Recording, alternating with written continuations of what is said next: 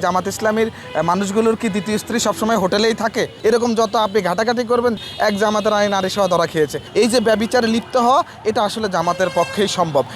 দেখুন, আমার কাছে মনে হয় জামাত ইসলামী বা এরকম ইসলামী দলের কখনো কোনো নেতৃবৃন্দকে যদি এরকম নারী সহ হোটেলে ধরা হয়, তাহলে তখন তারা প্রথমেই অস্বীকার করে, আর যখন যথোপযুক্ত প্রমাণাদি দেওয়া হয় তখন কিন্তু তারা তাদের দ্বিতীয় স্ত্রী বলে। আমার প্রশ্ন হচ্ছে, তাহলে এরকম মানুষগুলোর, যে জামাত ইসলামীর মানুষগুলোর কি দ্বিতীয় স্ত্রী সবসময় হোটেলেই থাকে?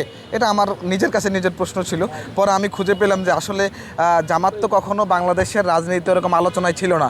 ৭১-এর গণহত্যা এবং মানবতা বিরোধী কারণে আলোচিত হয়েছে। ২৪-এ ফেসবুক প্রোপাগান্ডা এইসব তৈরি করে তারা একটা আলোচনা এসেছে। তো এখন যতই আপনি জামাত নিয়ে আলোচনা করবেন, দেখবেন তাদের কারো না কারো বিরুদ্ধে এরকম অসংখ্য অন্যায়, অসংখ্য এরকম ব্যভিচারের চিহ্ন পাওয়া যাবে।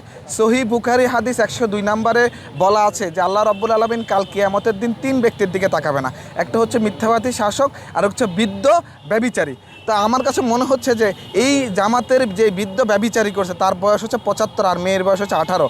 এই বয়সের যে পার্থক্য, নিঃসন্দেহে কাল কিয়ামতের দিন তাদেরকে অবশ্যই এটা জবাব দিতে হবে। কিন্তু আমার দুঃখ হচ্ছে এটা, তারা এই গত নির্বাচনে জান্নাতের টিকিট বিক্রি করে, তারা ইসলাম ধর্ম নাকি বিক্রি করে রাজনীতি করে, তারা এই ধর্মীয় যত ধর্মকে যে পুঁজি করে রাজনীতি করে মানুষের ইমোশনে আঘাত করার জন্য তারা কিন্তু সর্বোচ্চ প্রচারণা গত নির্বাচনে চালিয়েছে। সুতরাং আমার মনে হয় যে জামাতের যত লোকজন আছে, এই যে এখন আলোচনা আসতেছে, এরকম যত আপনি ঘাটাঘাটি করবেন, যত খুঁজে যত পাবেন। পটুয়াখালীতে এক জামাতের নারী সহ ধরা খেয়েছে। কয়েকদিন আগে জিশান, আপনার ছাত্র শিবিরের নেতা, প্রথম ছাত্র শিবিরের জিশান কয়েকদিন আগে দর্শন করে পালিয়ে, মানে নিজেকে লুকানোর জন্য গুমের নাটক করছে, আবার বাংলাদেশের রাষ্ট্রকে প্রশ্নবিদ্ধ করার চেষ্টা করেছে।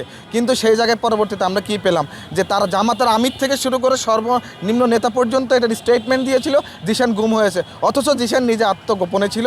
পরবর্তীতে আপনারা জানতে পেরেছেন এই যে মিথ্যা রাজনীতির চর্চা, এই যে ধর্মকে পুঁজি করে রাজনীতির চর্চা, এই যে ব্যভিচারে লিপ্ত হওয়া, এটা আসলে জামাতের পক্ষেই সম্ভব।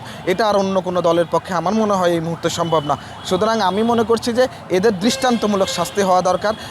কিছুক্ষণ আগে একজন আমাকে বলেছে উনি তো বহিষ্কার হয়েছে, তখন আমি বললাম জামাতের প্রতিটি পেপার থেকে এবং তাদের অফিসিয়াল পেজ থেকে বিবৃতি দেওয়া হয়েছে এটা এআই, এখন আবার তাকে বহিষ্কার করা হচ্ছে। তার মানে এরা যখন অন্যায় করে এবং অন্যায়কে ঢাকার জন্য সর্বোচ্চ যে মিডিয়া ওদের কাছে দীর্ঘদিন থেকে আছে, আপনারা জানেন, মানে সোশ্যাল মিডিয়া তাদের বট বাহিনীর মাধ্যমে তাদের কন্ট্রোলে, এটা দিয়ে তারা বাস্তবায়ন করার চেষ্টা করে। সেই জন্য তারা সর্বোচ্চ কাজ করে এবং নারীকে তারা ভোগ্যপণ্য মনে করে। আর আমার একটা বললাম নিজের প্রশ্ন আবার বলছি যে জামাত বা এরকম কোনো দলের কোনো নেতাকে যখন নারীর সাথে হোটেলে পাওয়া যায়, তখন তাদের দ্বিতীয় স্ত্রী বর্ণনা করে। তাদের তাহলে কি সকল দ্বিতীয় স্ত্রী হোটেলেই থাকে আর প্রথম স্ত্রী বাসায় থাকে, এরকম কিছু নাকি?